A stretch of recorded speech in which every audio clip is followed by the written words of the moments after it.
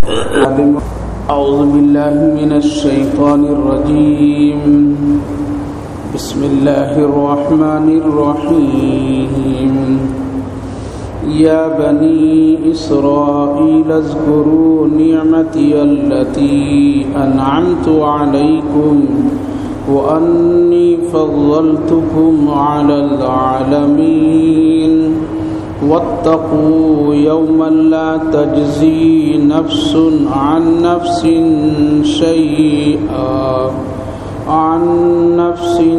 شيئا ولا يقبل منها شفاعة ولا يؤخذ منها عدل ولا هم ينصرون.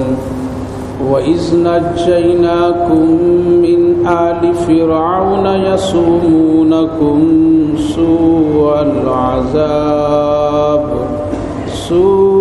الْعَذَابِ يُذَبِّحُونَ أَبْنَاءَكُمْ وَيَسْتَحْيُونَ نِسَاءَكُمْ وَفِي ذَلِكُمْ بَلَاءٌ مِّن رَّبِّكُمْ عَظِيمٌ.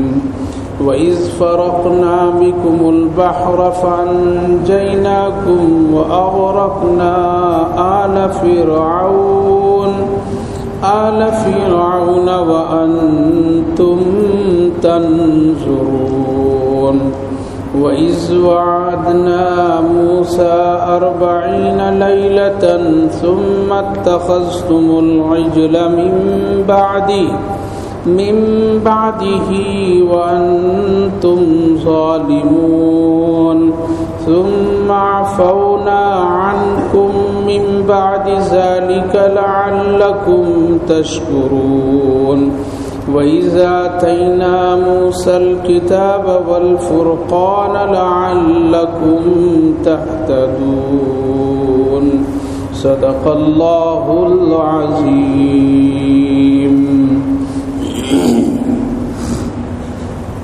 یا بنی اسرائیل اذکروا نعمتی التي انعمت علیکم.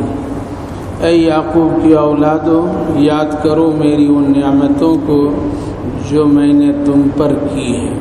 وانی فضلتکم علی العالمین، بے شک میں نے تم کو فضیلت بخشی تمام عالم کے لوگوں پر.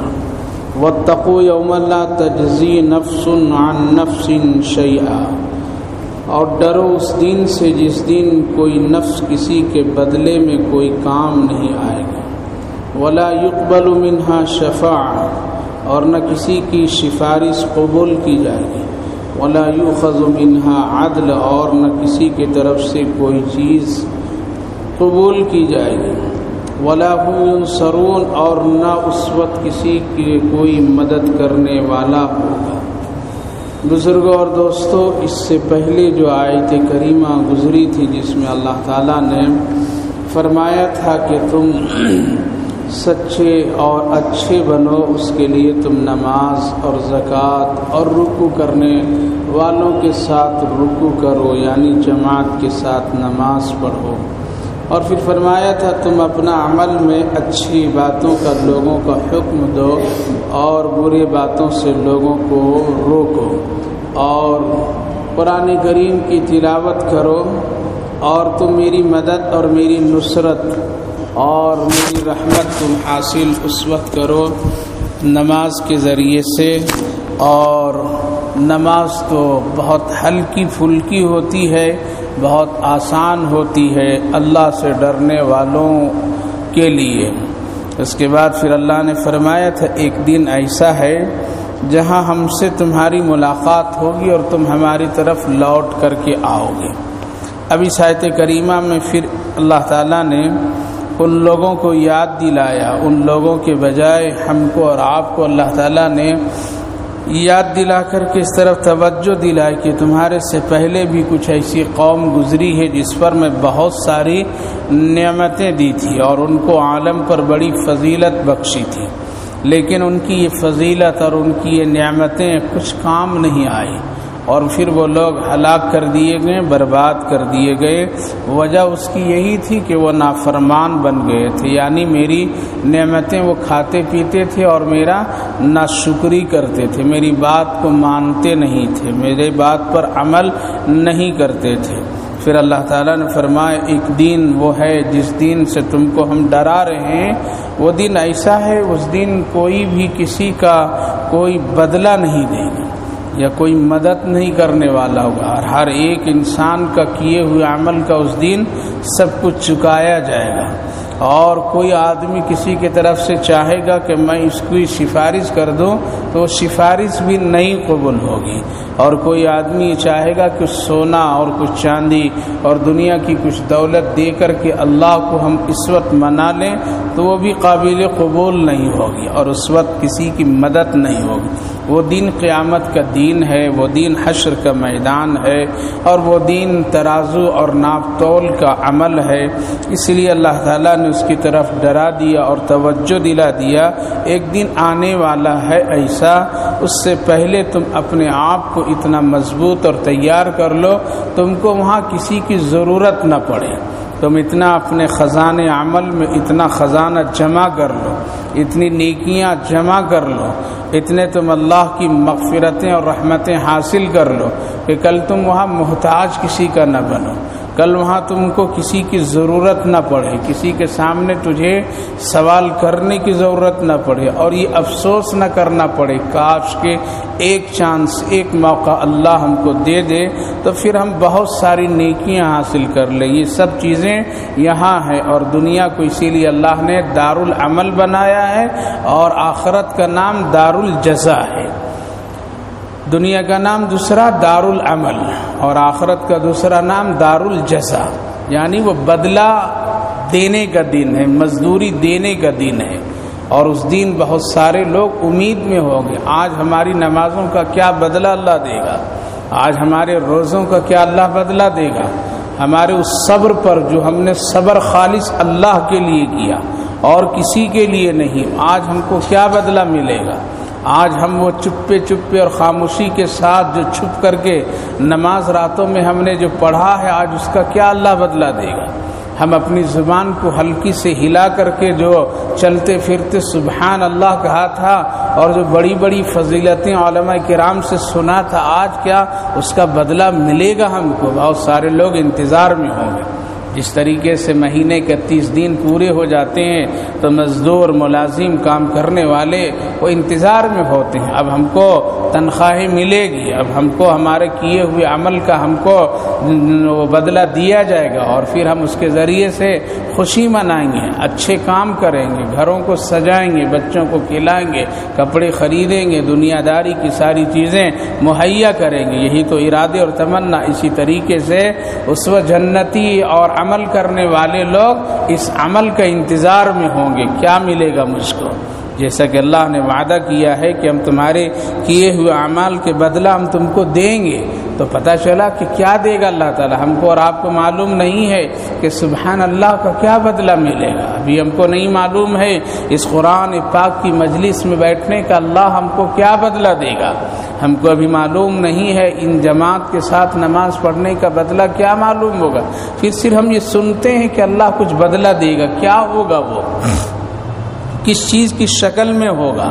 لہذا جب جنتی جنت ملے گی ان کو اور پھر وہ جنتی جنت میں چلے جائیں گے تو بہت سارے لوگ کہیں گے بدلہ مل گیا، نماز کا بدلہ مل گیا، ہم کو اپنے شرمگاہوں کی حفاظت کرنے کا بدلہ اللہ نے یہ جنت کی حوروں کے ذریعے سے بدلہ دے دیا مجھ کو، جو میں صبر کرتا تھا اور جو میں حرام کاموں کی طرف نہیں جاتا تھا اور صبر کر کے اپنے بھوک پیاس اپنی تکلیف کو برداشت کرتا تھا، آج اللہ اتنا بڑا بدلہ دیا کہ جنتی اوپر سے بیٹھ کر کے دیکھیں گے چاروں طرف تو ان کے ارد گرد 4 نہریں گھوم رہی ہوگی، کتنے 4 نہریں گھوم رہی ہوگی، اور وہ 4 نہر بھی کیسے، ایک دودھ کا ہوگا جو بالکل سفید ہوگا، خالص دودھ ہوگا، بہت ہی عمدہ ہوگا، اللہ اکبر، پورا نہر دودھ کا ملے گا۔ آج ایک پیالی چائے کتنے کی ملتی ہے؟ وہ بھی پورے دودھ کی نہیں ملتی، یعنی آدھے سے زائد پانی کی ہے۔ آدھے سے زیادہ پانی کی ہے، اور آج صحیح اور اصلی دودھ پینا مشکل ہے۔ کل قیامت کے دن جب آدمی جنت میں چلا جائے گا تو اوپر سے اس کے لیے بہت خوبصورت ایک قلعہ بنایا جائے گا اور ایک محل بنایا جائے گا، جو تفریح کے لیے اوپر جا کر کے وہ دیکھے گا تو اس کے ارد گرد جنت کی وہ نہریں گھوم رہی ہوگی، بڑا خوشنما منظر ہوگا، اور سفید جب دودھ کا دیکھے گا نہر تو جنتی بالکل مست ہو جائے گا۔ اور پھر اگر وہ طبیعت میں یہ چاہ لے کہ ہم پی لیں یہ کیسا ہوگا، اس کا ذائقہ کیسا ہوگا، یہ کتنا میٹھا اس میں ہوگا اور کیا اس کی کیفیت ہوگی، تو اللہ فرماتا ہے، نبی اکرم صلی اللہ علیہ وسلم نے ارشاد فرمایا ابھی وہ سوچ رہا ہوگا کہ وہ پوری نہر اس کے سامنے آ جائے گا، اور پھر اس کے ارد گرد باغات لہلہاتے ہوئے وہ ساری چیزیں ہیں، تو یہ کس کا بدلہ ہے؟ اس صبر کا بدلہ ہے جو روزہ اس نے رکھا، اس صبر کا بدلہ ہے جو اپنی زبان کو اور اپنی پیاس کو، اپنی خواہشات کو شراب پینے سے بچا رکھا ہے۔ آج اللہ تعالیٰ اس کو شراب طہور پلائے گا۔ آج وہ جو اپنے تمام کیفیتوں میں اپنی خواہشات کو اللہ کے لیے توڑ کر کے رکھ دیا ہے کہ ہم کچھ نہیں غلط کریں گے، اللہ کو ہم راضی کریں گے چاہے کچھ بھی ہو جائے، تو آج اس کے لیے یہ بدلہ ہے، یہ بدلہ ہے۔ پھر بھی ابھی پورا بدلہ نہیں ملا ہے، بلکہ ایک جنتی تو سمجھ لے گا کہ ہم کو مل گیا، نماز کا بدلہ مل گیا، روزے کا مل گیا، حج زکوٰۃ کا مل گیا، نیکی کا مل گیا، سبحان اللہ کا مل گیا، لیکن ابھی نہیں۔ اللہ فرمائے گا جاؤ جبریل جا کر کے پوچھو اور کچھ چاہیے، تو لوگ کہیں گے نہ کچھ بھی نہیں، ہو گیا، اس سے بڑی اور کیا چیز؟ تو اللہ فرمائے گا ابھی جو اہم بدلہ ہے اور سب سے قیمتی بدلہ ہے وہ تو ہم دیے ہی نہیں تم کو۔ جنتی پوچھیں گے ایک دوسرے سے وہ کیا ہے بتاؤ، تو نہر ہے، کھانا پینا ہے، یہ 70 جنت کی پاکیزہ بیویاں ہیں، اور یہ خوبصورت اور حسین محلات ہیں، اب کیا ہے بتاؤ، تو کہے گا مجھ کو بھی معلوم نہیں، مجھ کو بھی اس کی پتہ نہیں، خبر نہیں کیا ہے وہ بدلہ۔ تو حدیث پاک میں نبی اکرم صلی اللہ علیہ وسلم ارشاد فرمائیں گے جنتی جماعت کے ساتھ نکلیں گے، اور نکل کر کے وہ معلوم کریں گے، کوئی ہے ادھر پڑھا لکھا کوئی عالم مولوی، اس سے معلوم کریں گے۔ جب کوئی مسئلہ ٹکتا ہے تو کیا کرتے ہیں؟ مولوی صاحب یاد آتے ہیں، فون کرتے ہیں، مسئلہ پوچھتے ہیں یہ کیا ہوگا اس کا مسئلہ، تو وہاں بھی علماء کی تلاش میں ایک جماعت نکلے گی، دیکھیں کہاں ہے وہ عالم دین، اگر کوئی ہو تو پوچھ لو وہ اب کیا بدلہ اللہ دے گا۔ جنت دے دیا، گھر دے دیا، مکان دے دیا، بیویاں دے دی، کھانے پینے کی چیزیں دے دیا، حسین خوبصورت یہ منظریں سب کچھ ہے، خواہشات پر ساری چیزیں آ جا رہی ہیں، آخر وہ کیا ہے اب؟ تو ایک عالم دین اس وقت میں بھی کہے گا اور اس وقت مسئلے کا حل کرے گا، اور وہ جماعت کے ساتھ جو لوگ پہنچیں گے ان سے کہے گا ابھی تو جو اہم بدلہ ہے اور جو سب سے اچھا بدلہ ہے وہ اللہ بھی دیا نہیں ہے۔ تو لوگ پوچھیں گے کیا؟ تو عالم دین جو جنت میں ہوں گے وہ کہیں گے ابھی اللہ کا دیدار نہیں ہوا ہے، ابھی اللہ کا دیدار نہیں ہوا ہے، نماز کس لیے پڑھا تھا؟ اللہ کو دیکھ لیں کیسا ہے وہ میرا رب، کیسا ہے وہ میرا رب، لہذا ابھی وہ بدلہ نہیں ملا ہے۔ اچھا ہاں بالکل صحیح کہہ رہے ہیں مولوی صاحب، آپ مولوی صاحب بالکل آپ ٹھیک کہہ رہے ہیں، یہ تو ابھی ملا نہیں ہے۔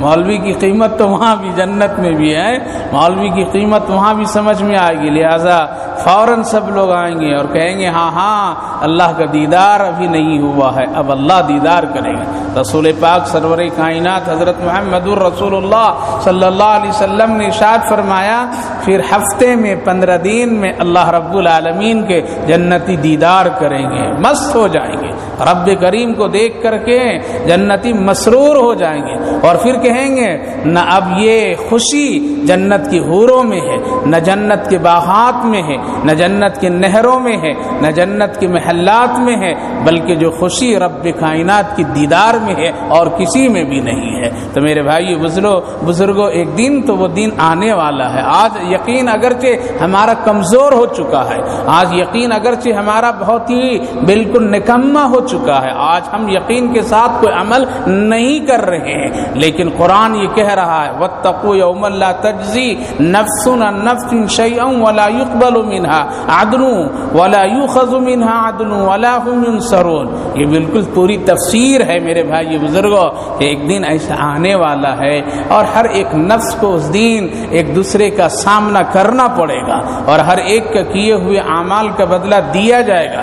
اس وقت لوگ کہیں گے ہماری کوئی بخشش قبول کر لیجیے, ہماری سفارش قبول کر لیجیے. اللہ فرماتا وَلَا هُمْ يُنصَرُونَ. نہیں اب تو قصہ ختم ہو چکا ہے. دارالعمل دنیا کو ہم نے بنایا تھا, یہاں تم سبحان اللہ کہہ دو, بالکل چھپ چھپا کر کے اللہ کے حوالے کر دو, ہم اس نیکی کو پہاڑ بنا دیں گے. اللہ کے یہاں کوئی مشکل نہیں. تو یہ دارالعمل ہے اور وہ کیا ہے؟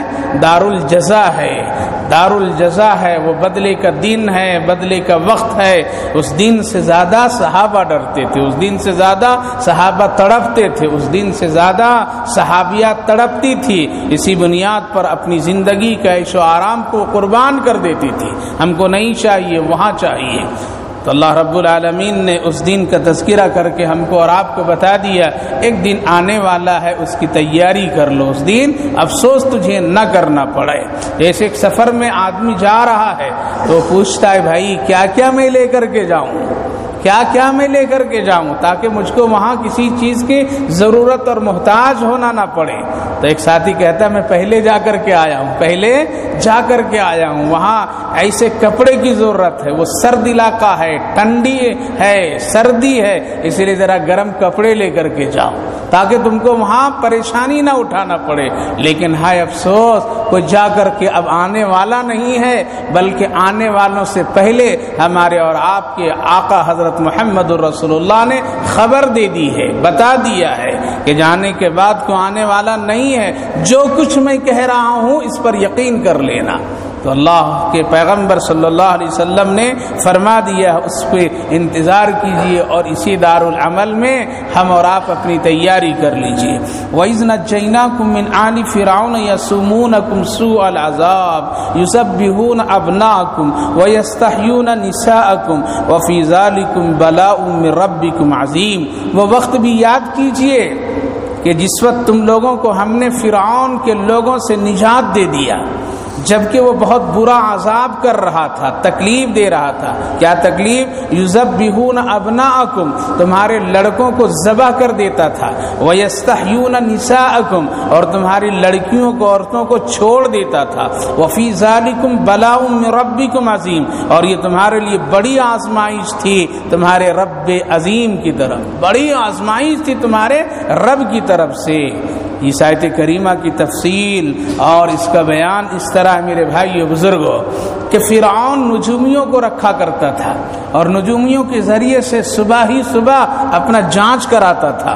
آج میرا دن کیسے گزرے گا, آج میری رات کیسے گزرے گی, آج میرا مہینہ اور ہفتہ کیسے گزرے گا.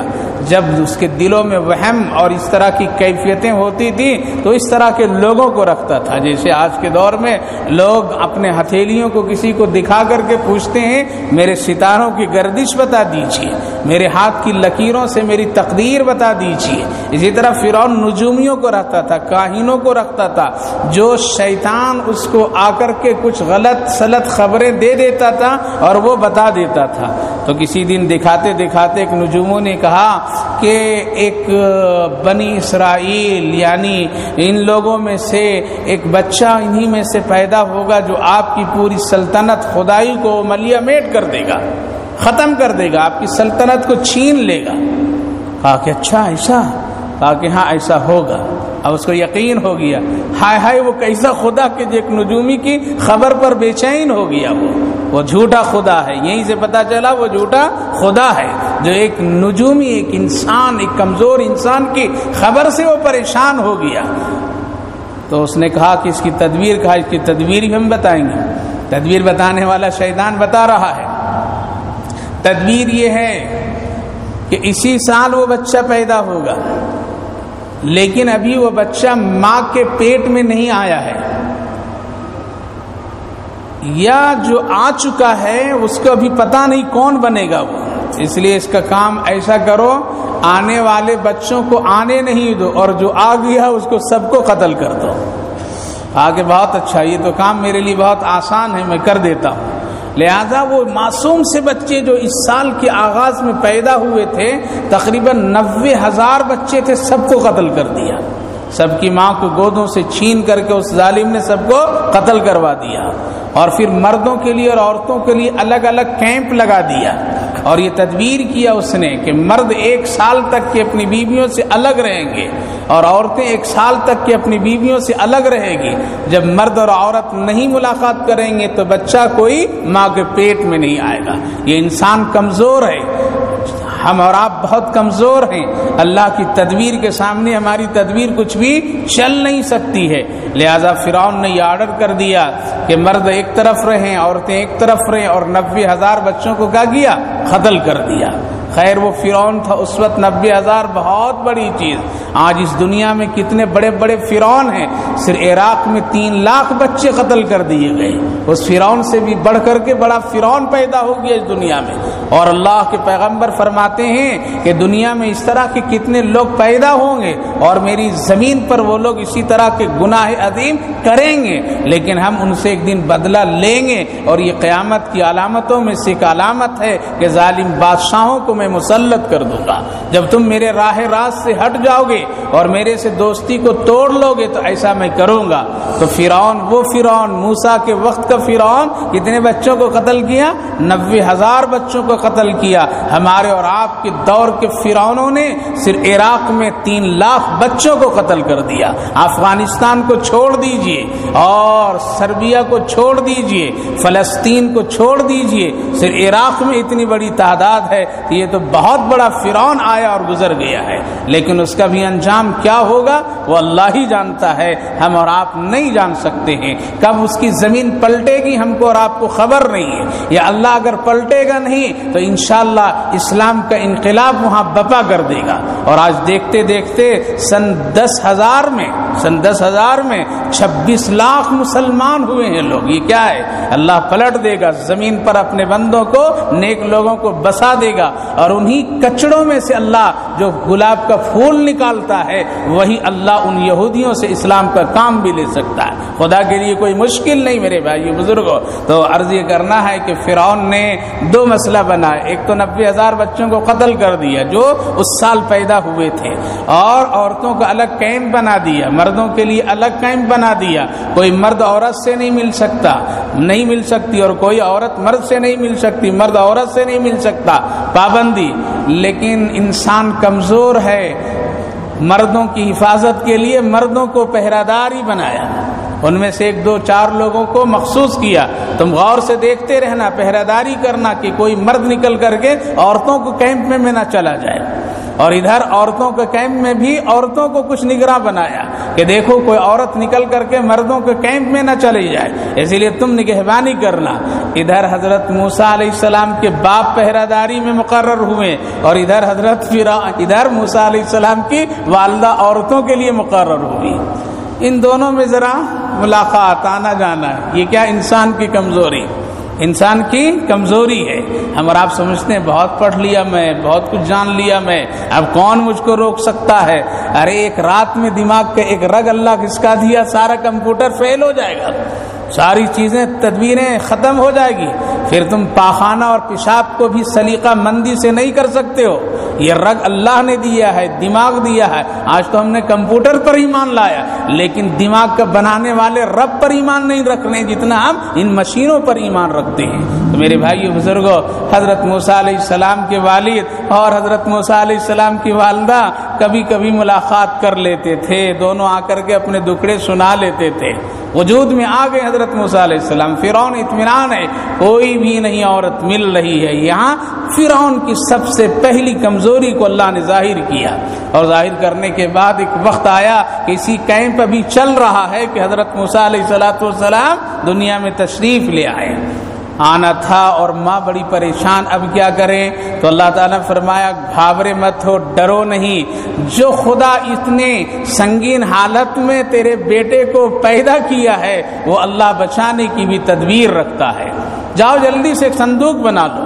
اللہ تعالیٰ نے وحی اتار دی اور وحی اس کے دلوں میں ڈالی، صندوق اتارو اور سمندر کے لہروں کے حوالے کر دو، دیکھو میں کیسے بچا لیتا ہوں۔ موسیٰ علیہ السلام کی ماں، ایک عورت کے کردار، ایک عورت کی ہمت، ایک عورت کا جذبہ، ایک عورت کی پرورش، ایک عورت کے اندر میں حوصلہ دیکھیے میری ماں بہنوں. گئی ہے اور جا کر کے ایک کارپینٹر سے بولی کہ ایک صندوق بنا دو، اتنا لمبا اتنا چوڑا اور اس کی افیت کی. دیکھو اس میں خیال رکھنا، ذرا چھوٹے چھوٹے سوراخ بھی بنا دینا تاکہ بچہ جب میں رکھوں تو اس میں کیا ہو، آنے جانے کی ہوا بھی رہے سانس لینے کے لیے. تو وہ کارپینٹر وہ سمجھ گیا، لگ رہا ہے کہ کوئی بچہ اس کو ہوا ہے اور یہ بچہ کو کہیں چھپانا چاہتی ہے، ڈالنا چاہتی ہے. اسی لیے اس نے ادھر انعام کا اعلان ہوا ہے، اگر کوئی ایک بچہ بھی کسی کو خبر میں آ جائے کہ پیدا ہوا ہے اور وہ خبر اگر فرعون کو آ کر کے دے دیا تو ڈھیر سارا انعام دیں گے. آج دے رہے ہیں نا فرعون لوگ انعام، پکڑ دو اس کو اتنے $1,000,000 انعام. اللہ اکبر. ارے پکڑنے والا اوپر بیٹھا ہے، اس وقت تو کیا انعام دے گا؟ جس وقت اسرائیل آئیں گے اور تیری روح کو نکالیں گے کیا انعام دو گے؟ وہ پکڑنے والا ایک وقت مقرر کر رکھا ہے، وہ ٹائم دے دیا ہے، اس وقت سب کو جانا ہے، ظالم اور مظلوم سب کو ختم ہونا ہے. لہذا وہ آدمی بڑی ہوشیاری سے انعام لینے کے لیے فرعون کے دربار کی طرف بڑھا اور جا کر کے درباریوں سے کہا، میں خدا سے، فرعون سے، بادشاہ سے میں ایک خاص بات کی خبر دینے کے لیے آیا ہوں، اس لیے مجھ کو اندر جانے دو. لوگوں نے چھوڑ دیا اور اندر جب گیا ہے فرعون سے کہنا چاہ رہا ہے کہ ایک صندوق بنانے کے لیے ایک عورت آئی ہے اور ایسی کیفیتیں ہیں، لیکن وہاں خاموش، زبان بند ہو گئی، بول نہیں پا رہا ہے. ہزاروں کوشش کرتا ہے بولنے کے لیے لیکن بول نہیں رہا ہے، زبان چلتی نہیں ہے، وہ زبان رک گئی. فرعون کہا کہ ہٹ جاؤ، کیسے آدمی کو لائے میرے دربار میں، نکالو اس کو، باہر کرو. لوگوں نے باہر کیا اور دروازے سے جو ہی باہر ہوا بولنے لگا. فوراً پھر کہا کہ بھائی جانے تو میں خبر نہیں دے سکا، اب میں بتا دوں. پھر وہ اندر سے باہر، باہر سے اندر پھر آیا. فرعون پوچھ رہا ہے بولو، لیکن وہ پھر کچھ نہیں بولتا ہے. ایک ایک لمحے میں زبان کھلتی ہے اور ایک ایک لمحے میں زبان بند ہو جاتی ہے. پھر اس کو کہا گیا اس کو نکالو، یہ بیوقوف پاگل دیوانہ ہے، کیسے تم لوگ اس کو آنے دیا. پھر وہ گیٹ سے جب باہر ہوا تو پھر بولنے لگا. دل میں خیال آیا کہ ہم بتا دیں، لہذا کہا کہ بھائی بھول گیا تھا اسی لیے جا رہا ہوں، پھر بتا کر کے آتا ہوں. ایک چانس تیسری مرتبہ پھر دیا گیا اور پھر فرعون کے سامنے کھڑا ہوا. فرعون کہتا ہے بولو، کیا بولتا ہے، لیکن اب وہ نہیں بول پا رہا ہے. فرعون کہا جلادو کہاں ہے، اس کو فوراً پکڑ کر کے قتل کرو. وہ بھاگا جلدی سے. اب زبان بولتی ہے اور دل کہتا ہے کہ ہاں ہے فرعون نہیں، کوئی ہے رب کائنات جو اس بچے کے مالک میری زبان پر پابندی لگا رہا ہے. اور وہ سیدھے جاتا ہے اور بالکل خاموشی سے صندوق کو تیار کر دیتا ہے. اس کو کیا کہتے ہیں؟ خدا کی تدبیر کہتے ہیں. وَمَكَرُوا وَمَكَرَ اللَّهُ وَاللَّهُ خَيْرُ الْمَاكِرِينَ. ارے تم ایک تدبیر کرتے ہو، تیرا پیدا کرنے والا بہترین تدبیر کرتا ہے. تم بھاگنا چاہتے ہو، اللہ تجھے پکڑنا چاہتا ہے. تم سجدے سے انکار کرنا چاہتے ہو، اللہ تجھے سجدے میں جھکانا چاہتا ہے. تم توبہ سے فرار ہونا چاہتے ہو، اللہ تجھے توبہ کی توفیق دینا چاہتا ہے. اللہ رب العالمین تو بڑی اچھی تدبیر کرنے والا. میرے بھائیوں، میرے بزرگوں، میرے نوجوانوں، ماں بہنوں، اسی لیے اپنی تدبیر کو کمزور سمجھو، اپنی ارادے کو بہت کمزور سمجھو، بلکہ اللہ بڑی طاقت والا ہے. بنا دیا جلدی سے آ کر کے اور بغیر کسی مزدوری کے حوالے کر دیا. سمجھ گیا یہ ہے کچھ معاملہ، اس کی نگہبانی کرنے والا کوئی اور ہے، اور یہ ہے عورت کوئی باکمال. اس کا تعلق کسی انسان سے نہیں بلکہ اس کا تعلق رب کائنات سے. پتہ چلا کہ ایک عورت اگر اپنے آپ کو اللہ کے سپرد کر دے تو زمین بھی اس کی، آسمان بھی اس کا، زمین کی تمام چیزیں اس کی ہے. وہ جس طرح سے چاہے گی اللہ کو منا لے گی، جس طرح سے چاہے گی جب اپنے گھر پر اللہ کی رحمت کو بالکل اتار لے گی بارشوں کی طرح. لیکن ایک عورت ہو تو ویسی، ایک عورت اپنے تعلق کو اللہ سے اتنا تو جوڑ دے اور اپنے رب سے اتنے تعلق تو بنا لے، انشاءاللہ ضرور وہ کام ہو سکتا ہے. لہذا حضرت موسیٰ علیہ السلام کی والدہ ڈرتے ڈرتے آئی اور صندوق کے بارے میں پوچھتی ہے کیا تیار؟ کہا کہ ہاں یہ تیار ہے، لے کر کے جاؤ. مزدوری کہا کہ نہیں چاہیے مجھ کو. وہ دینے کی پوری کوشش کرتی، وہ لینے کا انکار کرتا ہے. ہائے ہائے کون ہے اتنے جلدی سنگ دل انسان کا دل بدلنے والا؟ کون ہے اتنے جلدی اس خبری دینے والے کو اتنا نرم کر دینے والا؟ کون ہے اس عورت کی خبر دینے والے کو اتنے جلدی اس کے اس عورت کے ہمدرد بنا دینے والا؟ کون کیا ایسا؟ کبھی سوچا؟ یہ کرنے والا اللہ کی ذات ہے، وہ خاموش انقلاب لاتا ہے، کب دلوں کو پلٹ دے، کب دلوں کو جوڑ دے، کب دلوں کو توڑ دے، کب ہم کو نرم کر دے، کب ہم کو گرم کر دے، کب ہم کو سخت کر دے۔ یہ سارا دل کا الٹنا پلٹنا کس کے قبضے میں؟ اللہ کے قبضے میں ہے۔ اس لیے حضرت نبی اکرم صلی اللہ علیہ وسلم دعا کرتے تھے، اے میرے پروردگار، میرے دلوں کو اپنی اطاعت کے لیے پلٹ دیا کیجیے، پلٹ دیجیے میرے دل کا۔ آپ دل کا مالک ہیں، یا مقلب القلوب علی طاعتک، اے میرے رب اپنی اطاعت کے لیے میرے دلوں کو پلٹ دیجیے۔ اگر میری طبیعت میرا دل نماز کو لیے نہ چاہے، بنا دیجیے نمازی والا دل، بنا دیجیے سچ بولنے والا دل، بنا دیجیے خیر خواہی کا دل، بنا دیجیے درود پڑھنے والا دل، بنا دیجیے استغفار پڑھنے والا دل، بنا دیجیے محبت سچی رکھنے والا دل، ایسا بنا دیجیے۔ لہذا اتنے جلدی جو انقلاب آیا کون کیا؟ اللہ کیا۔ لیتی ہے اور لے جا کر کے ہائے ہائے کیسی ماں، کیسی ماں، اور کس قدر حالات ان کے سامنے، لیکن ایک عورت اپنے آپ کو کس کے حوالے کر دی ہے؟ اللہ کے حوالے کر دی ہے۔ اسی لیے لوگ کہتے ہیں حضرت موسیٰ علیہ السلام کی ماں بھی وہی عمل کر رہی ہے جو ایک وقت پر ہاجرہ اسماعیل کے لیے کر رہی ہے۔ ہاجرہ اپنے چلتے پھرتے بیٹے کے لیے کیا دیتی ہے؟ چھری دیتی ہے اور رسی دیتی ہے شوہر کو، لیکن موسیٰ کی ماں تو ایسے حالات میں سمندر کے حوالے کر دیتی ہے۔ یہ بھی ایک بڑی قربانی ہے، لا کر کے رکھتی ہے اور آنکھ سے آنسو کے قطرے گراتی ہے۔ ماں کا ایک ممتا ہے میرے بھائیو بزرگوں، اور یقیناً ماں تو وہی ماں ہوتی ہے جو بچوں سے محبت کرنے والی ہو گئی لڑائی، ایک بچہ اور دو عورت دعوے دار، کیا ہوئے؟ ایک بچہ اور دو عورت دعوے دار۔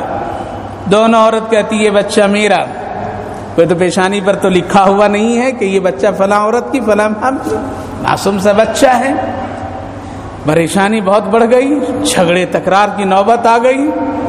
حضرت امام ابو حنیفہ رحمۃ اللہ علیہ کی خدمت میں مقدمہ، حضرت آپ کے علاقے میں ایک ایسا واقعہ رونما ہو گیا ہے، جھگڑے ہو رہے ہیں، بچہ ایک ہے، دو عورت دعوے دار ہے، کیسے فیصلہ کیا جائے؟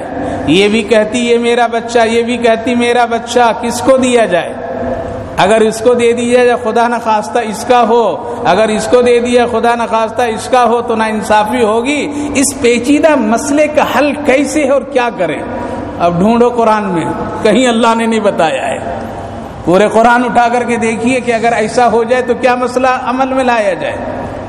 جو لوگ کہتے ہیں نہیں قرآن سے سب حل ہو جائے گا، تو اب بتاؤ قرآن میں نہیں ہے ایسا مسئلہ، کہیں اللہ رب العالمین نے ایسا کوئی مسئلہ واضح طور پر نہیں بیان فرمایا ہے۔ حدیث پاک اٹھا کر کے دیکھو تو وہاں بھی ایسا کوئی واقعہ رونما نہیں ہوا ہے۔ یہاں تک کہ نبی اکرم صلی اللہ علیہ وسلم نے ارشاد فرمائے ہیں کہ ہاں کچھ پہچان ہوتی ہے، کچھ ماں کی شکلیں کسی کی ہوتی، کسی باپ کی شکل ہوتی ہے، کسی کچھ ہوتی ہے، کسی انگلیوں کے باپ سے ملتا ہے، کوئی پیر مل جاتے ہیں، کوئی ہاتھ کی آنکھیں، کچھ نہ کچھ ملتی ہے، ان علامتوں سے پہچان کر کے فیصلہ کر دو۔ لیکن یہاں اگر وہ بھی سب کچھ علامتیں نہیں ہو تو فیصلہ کیسے کریں گے؟ قربان جائیے وہ حضرت امام ابو حنیفہ رحمۃ اللہ علیہ جزائے خیر دے، اللہ تعالیٰ نے امت کے بڑے بڑے الجھے ہوئے مسئلے کو حل کر دیا۔ میرے بھائی بزرگوں، میری ماں بہنوں، عجیب و غریب اللہ نے ان کو ذہانت اور علم اور فقاہت عطا کیا تھا۔ اللہ تعالیٰ کہا کہ پریشان ہونے کی کوئی بات نہیں، بس چٹکیوں میں مسئلے کا حل ہے۔ کہا کہ ہاں چٹکیوں میں حل ہے، اتنا الجھا ہوا مسئلہ ہے، دونوں خاندان اور دونوں طرف کے لوگ جڑے ہوئے ہیں۔ کہا کہ بہت آسان ہے، کہا کہ میں فیصلہ کر دیتا ہوں، اس پر عمل کرو۔ کہا کہ بچے کو لاؤ اور قتل کرو بچے کو۔ کہا کہ یہ کیسا فیصلہ بھائی، یہ کیسا فیصلہ کہ ان دونوں عورتوں کے سامنے اس بچے کو اٹھاؤ اور یہ کہو کہ ہم اس بچے کو قتل کر دیں گے، بس اصلی ماں کا پتہ چل جائے گا، اس وقت تم اس کے حوالے کر دینا۔ کہا کہ کیسے؟ کہا کہ جو اصلی ماں ہوگی نے وہ کیا کرے گی؟ کبھی قتل نہیں ہونے دے گی بچے کو، کبھی قتل نہیں ہونے دے گی، اور جو نقلی ماں ہوگی وہ کہے گی جاؤ، جا رہا ہے تو اس کا بچہ جا رہا ہے۔ یہ ہے فیصلہ، یہ ہے دوراندیشی۔ حضرت امام ابو حنیفہ رحمۃ اللہ علیہ نے کہا بچے کو اٹھاؤ، تلوار لاؤ، اس کو قتل کر دو، اور ان دونوں کو بتاؤ کہ اب تم لوگ اگر نہیں مانتی ہے، صلح نہیں کرتی ہے، تو تیرے بچے کو ہم قتل کر دیں۔ حقیقی جو ماں تھی وہ کہنے لگی نہیں قتل کیجئے بلکہ اسی کو دے دیجئے، اس لیے کم سے کم میرا بچہ تو زندہ رہے گا، چاہے کسی کے پاس بھی زندہ رہے۔ یہ ہے ماں کا ممتا۔ یہ کیا ہے؟ یہ ہے ماں کا ممتا۔ وہ ماں صبر کرتی ہے، اگر میرے پاس نہیں تو میرا بچہ تو زندہ رہے گا، لیکن میری آنکھوں کے سامنے اس کا خون نہ بہے۔ حضرت نبی اکرم صلی اللہ علیہ وسلم کی خدمت میں لوگوں نے شکایت کی، آ کر کے عرض کی یا رسول اللہ، علقمہ کلمہ نہیں پڑھ پا رہا ہے، روح نکلنے والی ہے، کیا کیا جائے؟ اللہ کے رسول نے فرمایا کیا وجہ ہے؟ کہا کہ شاید ماں اس سے ناراض ہے۔ کہا کہ اچھا آ رہا ہوں۔ نبی تشریف لے جاتے ہیں، ماں کو بلاتے ہیں، اے بلال جاؤ ذرا جلدی سے لکڑیاں لے آؤ یہاں پر، اور لاؤ جلدی سے میں اس میں آگ لگاؤں، اور علقمہ کو اس کی ماں کے سامنے آگ میں ڈال دوں تاکہ وہ جلے ان کی نگاہوں کے سامنے۔ ماں کہنے لگی یا رسول اللہ، میرے بچے کو، میرے بیٹے کو آگ میں مت ڈالیے۔ کہا کہ اگر اس آگ سے تم ڈرتی ہے تو جہنم کی آگ اور خوفناک ہے، اس لیے فوراً معاف کرو، ورنہ تیرا بیٹا بغیر کلمہ پڑھے دنیا سے چلا جائے گا۔ فوراً ماں راضی ہوتی ہے، معاف کرتی ہے۔ تو میرے بھائیو بزرگوں، حقیقی جو ماں ہوگی وہ تڑپ جائے گی، حقیقی ماں جو ہوگی اس کا دل پسینہ پسینہ ہو جائے گا۔ لہذا حضرت امام ابو حنیفہ رحمۃ اللہ علیہ نے تلوار اٹھا کر کے فیصلے بتا دیے اور ایسا عمل کا اعلان کیا گیا۔ تو حقیقی جو ماں تھی وہ کہنے لگی دے دیجئے اسی کو تاکہ میرا بچہ کسی حال میں بھی زندہ ہی رہے گا۔ لیکن وہ عورت دینے کے لیے تیار نہیں ہوئی جو نقلی ماں تھی۔ حضرت امام ابو حنیفہ رحمۃ اللہ علیہ نے فرمایا اب اس عورت کو بچہ دے دو، اس لیے کہ یہ اس کے حقیقی ماں ہے اور یہ نقلی ماں ہے، اس لیے اس ماں کے دل بچے کی طرف ہے اور اس کا نہیں ہے۔ لوگوں نے بتلایا، اور پھر جب اس عورت سے صحیح طور پر میں اب پوچھا گیا تو وہ عورت اقرار کرتی ہاں ہاں یہ بچہ میرا نہیں ہے، یہ بچہ اسی کا ہے، ہم نے چوری کر کے لے آیا تھے۔ تو میرے بھائیو بزرگوں، ایک ماں ہے، اس کا دل تو یہ ہوتا، لیکن خداوند قدوس بار بار تسلی دے رہا ہے تم ڈالو، لوٹا بھی دینا میرا کام ہے، بچانا بھی میرا کام ہے۔ میں ایک کام نہیں کروں گا بلکہ بچے کو بچاؤں گا بھی اور بچے کو پھر تیری طرف لوٹاؤں گا بھی۔ ڈالو تم موسیٰ کی ماں صندوق میں ڈال دیتی ہے، اور تہجد کے وقت جا کر کے دریائے نیل یا دریائے دجلہ یا بحر قلزم، کہتے ہیں بحر قلزم میں حضرت موسیٰ علیہ السلام کی ماں اندھیرے میں حوالے کر دیتی ہے۔ بیٹی کو کہتی پیچھے پیچھے ذرا چلو کنارے کنارے، بیٹی چلتی ہے، اجالا ہوتا ہے، فرعون اپنے محل سے دریا میں تفریح کے لیے نظریں ڈالتا ہے، آسیہ بھی سامنے ہے۔ اس وقت میں فرعون نے کہا لگ رہا ہے ایک صندوق آ رہا ہے، آسیہ بھی کہتی ہاں ہاں ایک صندوق آ رہا ہے، لگ رہا ہے اس میں کوئی بچہ لوگ ڈال دیا ہے، اسی لیے صندوق اسی طرح سے آ رہا ہے۔ فرعون یہ کہتا ہے، آسیہ کہتی ہے اگر بچہ ہے تو بڑی خوشی کی بات ہے، ہم تم بے اولاد ہو، چلو ایک اولاد ہم کو مل جائے گی۔ لیکن اس صندوق کو جب اٹھایا گیا اور کھولا گیا، کھولنے کے بعد حضرت موسیٰ علیہ السلام بڑے حسین اور خوبصورت چہرے کے ساتھ نکلتے ہیں، لیکن فرعون کو نہیں دیکھتے، آسیہ کو دیکھتے ہیں۔ کس کو دیکھتے ہیں؟ آسیہ کو دیکھتے ہیں، فرعون کو نہیں دیکھے۔ تو فرعون سمجھ گیا اے آسیہ، لگ رہا ہے یہی بچہ ہماری خدائی کو ختم کر دے گا۔ ارے 90,000 بچوں کو قتل کرنے کے بعد، مرد اور عورت کو الگ کرنے کے بعد، یہ بچہ آخر آیا کہاں سے، کس کا ہے؟ لیکن دل اور علم کمزور ہے انسان کا۔ آسیہ کہا کہ کیا یہ بچہ کرے گا، ہم پرورش کریں گے، اپنا بیٹا بنائیں گے، آپ کا خیر خواہ بنے گا، آپ کا ہمدرد بنے گا، آپ کا ساتھی بنے گا، آپ کا ہاتھ پکڑنے والا بنے گا، یہ کچھ نہیں کرے گا۔ فرعون تو لے جاتا ہے میرے بھائی بزرگوں، اور 100 سے زیادہ عورتوں کو بلاتا ہے، دودھ پلاؤ۔ اس وقت ڈبے کے دودھ نہیں چلتے تھے، اگر ڈبے کا دودھ کا زمانہ ہوتا تو پھر موسیٰ علیہ السلام کی ماں نہیں آتی، بلکہ اس دور میں ماں یعنی عورت دودھ بچے کو پلاتی تھی۔ ہر عورت آتی ہے لیکن حضرت موسیٰ کسی کو منہ نہیں لگاتے۔ موسیٰ کی بہن بھی سامنے ہے، وہ کیا کہتی ہے؟ ایک عورت ہے، لگ رہا ہے کہ اس کا دودھ یہ بچہ پی لے گا، اگر آپ کہیں تو میں اس کو بلا کر کے لے آؤں۔ تو فوراً آسیہ اور فرعون نے جا جلدی سے بلا لاؤ. گئی امی. قرآن کریم 20ویں جز میں جو نقل کیا اللہ تعالیٰ پورے یہ قصے کو میرے بھائیو بزرگوں عجیب و غریب انداز ہے. گئی اور جلدی بولا امی چلو جلدی چلو جلدی چلو بھائی آ گئے ہیں فرعون کے ہاتھ میں. ماں اور ڈر گئی. فرعون کہا کہ اللہ اکبر. ماں ڈرو نہیں, بچہ بالکل ٹھیک ہے, بڑے بھائی خوش ہیں اور ہنس رہے ہیں, سب کو دیکھ رہے ہیں پہچان رہے ہیں, چلیے جلدی. آتی ہے اور موسیٰ علیہ السلام اپنی ماں کی طرف ایک نظر ڈالتی ہیں اور بالکل بغیر کسی تڑپ کے ماں کی طرف آ جاتے ہیں اور دودھ پینا شروع کر دیتے ہیں. فرعون اب کہتا ہے اس کو پلاؤ, مزدوری اور خرچ ہم ہی دیں گے. ہائے ہائے اللہ اکبر. ایک موسیٰ کی پرورش فرعون کرتا ہے تو اللہ تعالیٰ کیسا اس کو نبی بنا دیتا ہے. اور ایک آدمی کی پرورش حضرت جبریل غار میں آ کر کے دودھ پلا کر کے جاتے ہیں, وہ سامری بت پرست بن جاتا ہے. خدا کا عجیب و غریب نظام ہے. دودھ پیتے تھے اور فرعون بھی کبھی کبھی بچے کی محبت میں اٹھاتا تھا اور کبھی اس کو بوسہ دینا چاہتا تھا اور منہ لگانا چاہتا تھا تو حضرت موسیٰ علیہ السلام تھپڑ مار دیتے تھے. اس کی داڑھیوں میں موتی جڑی ہوئی تھی, چمکتی ہوئی داڑھی تھی, اس کو پکڑ کر کے گھسیٹ دیتے تھے. تو اس وقت فرعون کہتا تھا لگ رہا ہے آسیہ یہی میری خدائی کو غارت کر دے گا, یہی ہے میرا دشمن. تو آسیہ کہتی تھے نہ, بچوں کی فطرت ہے مارنا, بچوں کی فطرت ہے کھینچنا. لیکن بار بار جب ایسا ہوتا تھا تو پھر وہ سمجھ گیا لگ رہا ہے کچھ گڑبڑ ہے, کچھ کھٹائی ہے اس میں, دال میں کچھ کالا پن ہے. لہذا آسیہ کو اللہ اسی وقت ایمان کی توفیق کا دروازہ کھول دیا تھا اور اسی وقت کہتی میں ایمان لا چکی تھی لیکن ظاہر نہیں کر سکی. جس وقت ایک دریائے کلزم میں, بحر کلزم میں, ایک خوفناک پانی کے منظر میں ایک صندوق پانی پر تیرتا ہوا ہے اور اس میں ایک زندہ بچہ خوبصورت نظر آئے, اسی وقت میں یقین کر لی فرعون جھوٹا ہے اپنی خدائی میں, ہے کوئی خدا جو اس بچے کو زندہ پانی سے نکال کر کے میری گود میں لایا ہے. اسی وقت ایمان لائی تھی لیکن وہ چھپا کر کے رکھی. لہذا اس کے لیے پھر انتظام کیا کہ نہ ایسا نہیں کیجیے, قتل مت کیجیے اس بچے کو. بچوں کی عادت ہے وہ آگ پانی میں فرق نہیں کر پاتے ہیں, وہ اچھے برے میں فرق نہیں کرتے ہیں. کہا کہ پھر مجھ کو کچھ کر کے دکھاؤ. کہا کہ دیکھیے میں ایک کھانے کی تشتری رکھتا ہوں, دودھ کی تشتری رکھتا ہوں اور آگ کی بھی تشتری رکھتا ہوں, بچہ اس میں فرق نہیں کر سکے گا. فرعون کہا اگر یہ بچہ آگ ہاتھ میں لے لیا تو سمجھوں گا کہ یہ مجھ کو مارتا ہے تو ٹھیک مارتا ہے, اور اگر یہ دودھ کی طرف چلا گیا, فروٹ کی طرف چلا گیا تو میں سمجھوں گا کہ یہ جو مار رہا ہے دشمنی میں مار رہا ہے. کہا کہ کر کے دیکھ لیجئے.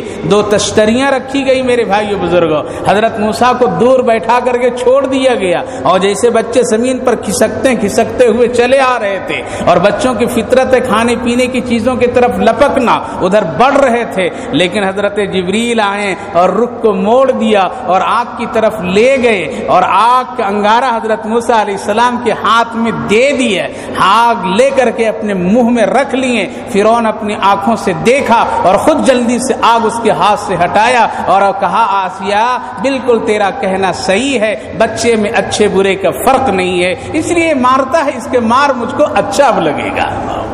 دیکھو خدا یہاں بھی دکھایا, جب یہ آگ لیے تھے نا تو ہاتھ کی ہتھیلی جل گئی اور زبان بھی جل گئی. اسی لیے زبان جب جلی تو یہ بول نہیں پاتے تھے صحیح, توتلا ہو گئے تھے اور الفاظ صحیح نہیں بول پاتے تھے, اور یہ ہتھیلی کالا اور داغدار ہو گیا تھا. تو اللہ تعالیٰ نے جب ان کو نبی بنایا تو کیا کیا, اس وقت دعا کیے تھے رب اشرح لی صدری ویسر لی امری واحلل عقدۃ من لسانی یفقہوا قولی. اے میرے پروردگار میں بول نہیں پاتا ہوں, ایسی بولی ایسی زبان دے دیجئے جو میری زبان صاف اور سننے والا سمجھ جائے. تو اللہ تعالیٰ نے زبان صحیح کر دیا. اور ہتھیلی یہ جو کالا پڑ چکا تھا اور اس میں دھبے تھے تو اللہ تعالیٰ نے فرمایا اگر کوئی تمہاری اس ہتھیلی کو دیکھنا چاہے تم دکھانا تو یہ ہتھیلی روشن اور نور نظر آئے گا اس کو.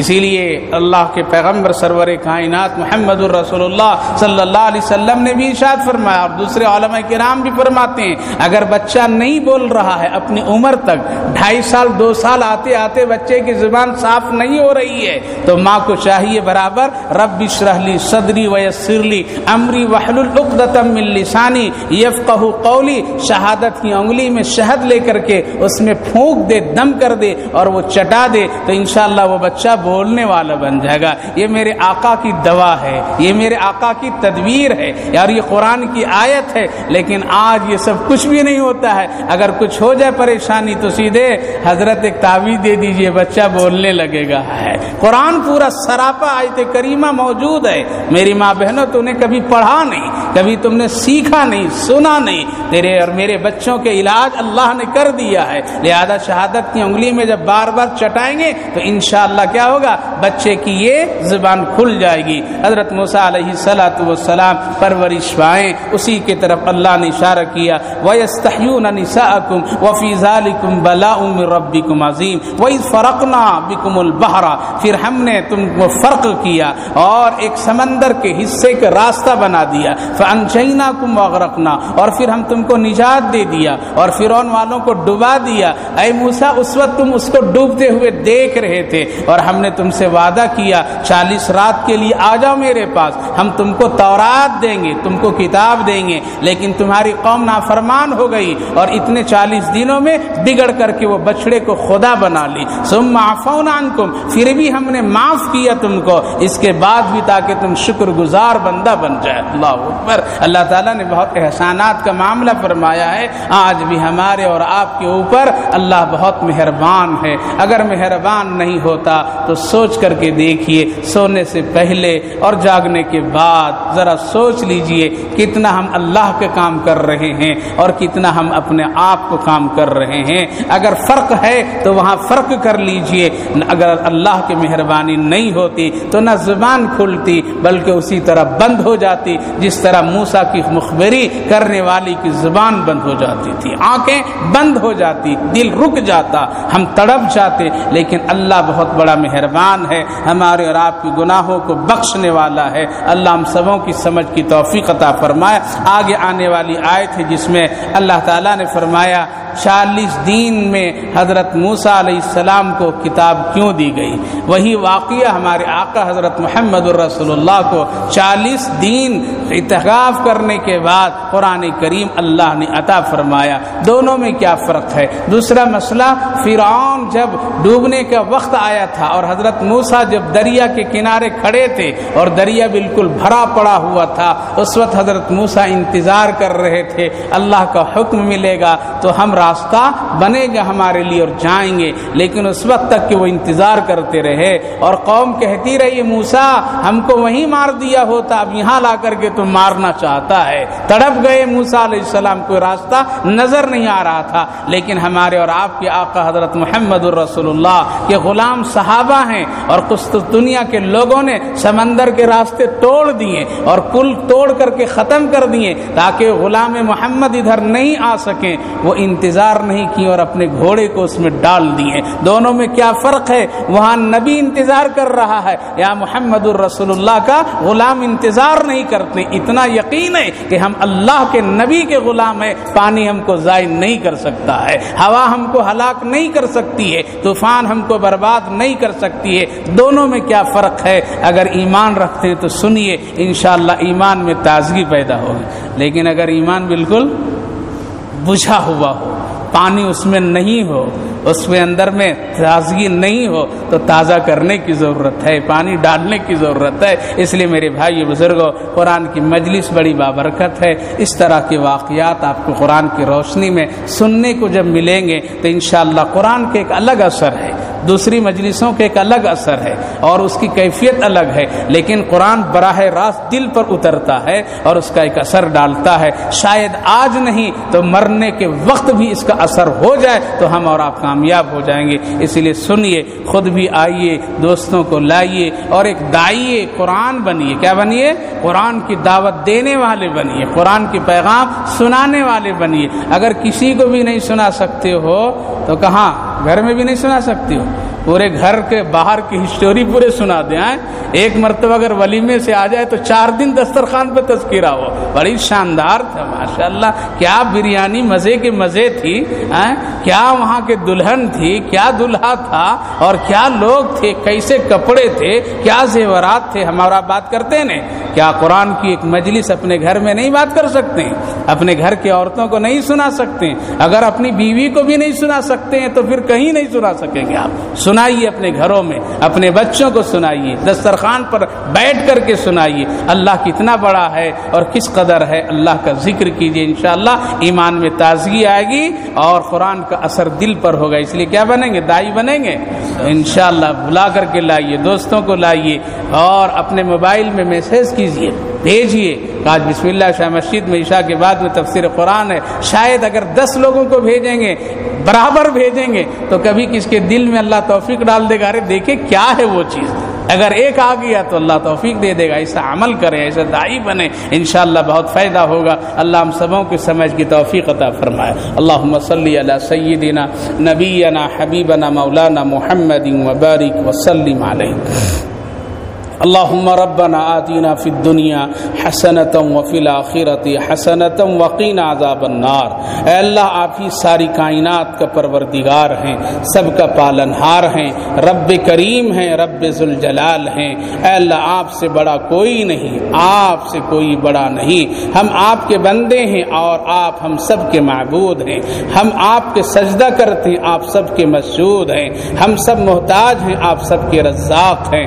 اے اللہ ہم سب گنہگار ہیں، آپ سب کو معاف کرنے کی طاقت رکھتے ہیں۔ اے اللہ ہم سبوں کے گناہوں کو معاف فرما دیجیے، چھوٹے بڑے گناہوں کو درگزر فرما دیجیے، آئندہ اس سے بچنے کی توفیق عطا فرمائیے۔ اے اللہ اس مجلس قرآن کو بھی حد قبول فرمائیے۔ جتنے بھائی بزرگ نوجوان بچے ماں بہنیں حاضر ہیں اللہ سب کے آنے کو قبول فرمائیے، سننے کو قبول فرمائیے، کہنے کو قبول فرمائیے، عمل کی توفیق عطا فرمائیے، آخرت کے لیے نجات کا ذریعہ بنا دیجئے، دنیا کے لیے خیر و برکت کا ذریعہ بنائیے۔ اے اللہ ہماری زندگی میں قرآن پڑھنا، سیکھنا، سمجھنا یہ سب آسان کر دیجئے۔ اے اللہ دنیاوی پریشانیوں سے سارے بھائی بہنوں کی حفاظت فرمائیے۔ جن جن لوگوں کی جو مشکلات ہیں، جو معاملات ہیں، کوئی روزی کے لیے پریشان ہے، کوئی کاروبار کے لیے پریشان ہے، کوئی گھریلو زندگی سے پریشان ہے، کوئی اپنی بچیوں کی شادی اور نکاح کے لیے پریشان ہے، اے اللہ ساری بھائی بہنوں کی